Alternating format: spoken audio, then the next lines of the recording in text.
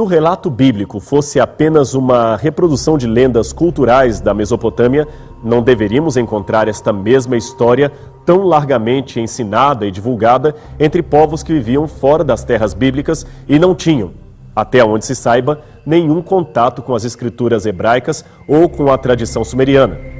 Foi uma grande surpresa para muitos missionários encontrar entre aborígenes e tribos isoladas das Américas, Ásia e África e até a Oceania, tradições orais tremendamente similares à narrativa bíblica. Vários missiólogos e antropólogos reconheceram a importância dos paralelos bíblicos nas culturas pagãs ao coletarem em livros, que se tornariam best-sellers em várias partes do mundo, as histórias dali e sua similaridade com a Bíblia.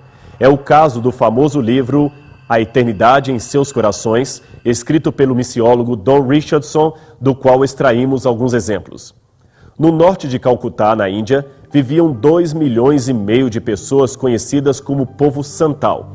Sua antiquíssima tradição conta que um deus chamado Thakur-Gil criou primeiro o homem do barro e deu-lhe o nome de Haram. Note a semelhança fonética com o hebraico Adam. Depois criou a mulher, que recebeu o nome de Aio. Ambos foram colocados num jardim paradisíaco chamado Hihiri Pipiri. Ali, um ser sagaz chamado Lita fez cerveja de arroz e ofereceu ao casal. Desobedecendo às ordens divinas, eles beberam o líquido e dormiram. Quando acordaram, perceberam que estavam nus. Distante da Índia, encontramos ainda outra remota tradição contada pelo povo Karen da Birmânia. Ela está preservada em antigos hinos que foram traduzidos de um primitivo dialeto no final do século XVIII. Uma das estrofes litúrgicas diz que um deus chamado Iuá formou o mundo a partir da água e a terra produziu o fruto da tentação. Veja a semelhança com Gênesis. Havia ainda ordens explícitas para que ninguém pudesse comer do fruto proibido. Mas um espírito rebelde chamado Kaoli enganou 2 pessoas, fazendo-as experimentar o alimento da morte. Por causa disto, os homens ficaram sujeitos à doença, ao envelhecimento e à punição. Estas são apenas 2 das muitas tradições semelhantes ao relato bíblico que podem ser encontradas fora do Oriente Médio.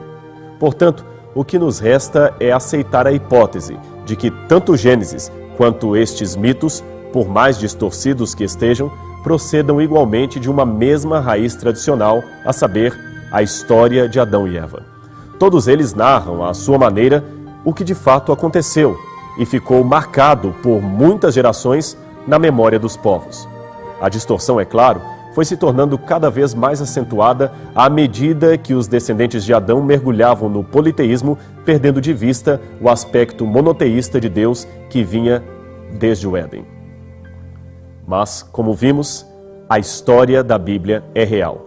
E assim sendo, nada mais racional do que tomar uma decisão ao lado de Cristo e se preparar para o dia em que voltaremos ao Éden que Adão perdeu. Mas Cristo recuperou esse paraíso. O mesmo paraíso perdido. Este será, sem dúvida, o próximo capítulo da trajetória humana. E você não pode perder a oportunidade de retornar ao paraíso perdido, recuperado e conquistado por Cristo Jesus.